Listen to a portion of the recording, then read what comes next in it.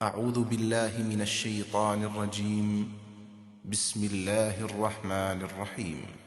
ولو نزلنا عليك كتابا في قرطاس فلمسوه بأيديهم لقال الذين كفروا إن هذا إلا سحر مبين وقالوا لولا أنزل عليه ملك ولو أنزلنا ملكا لقضي الأمر ثم لا ينظرون ولو جعلناه ملكا لجعلناه رجلا وللبسنا عليهم ما يلبسون ولقد استهزئ برسل من قبلك فحاق بالذين سخروا منهم ما كانوا به يستهزئون قل سيروا في الأرض ثم انظروا كيف كان عاقبة المكذبين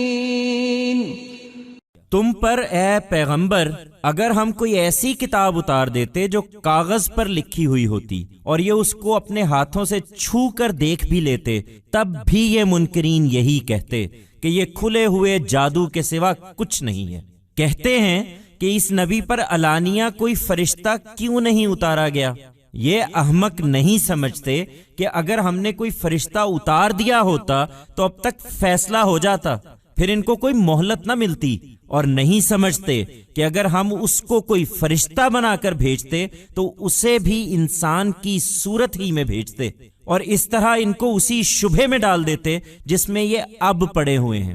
حقیقت یہ ہے کہ تم سے پہلے بھی رسولوں کا مذاق اڑایا گیا تو ان کا مذاق اڑانے والوں کو اسی چیز نے آ گھیرا جس کا وہ مذاق اڑاتے تھے۔ ان سے کہو ذرا زمین میں چل پھر کر دیکھ لو کہ جھٹلانے والوں کا انجام کیا ہوا ہے۔ If we had revealed to you, O Prophet, a book that was written on paper and they were also able to touch it with their own hands, even then these disbelievers would have still said, this is but plain magic. They say, why was not an angel openly sent down to this prophet? These fools do not understand that, if we had sent down an angel, a verdict would have been delivered by now, then they would not have been given any respite. And they do not understand that, if we had sent him as an angel, we would have sent him in the form of a human as well. And in this way would have inflicted them with the very doubt they are now in. In reality, before you also messengers were made fun of, so these people were surrounded by what they would make fun of. Tell them, just roam about in the land to see the fate of those who disbelieved.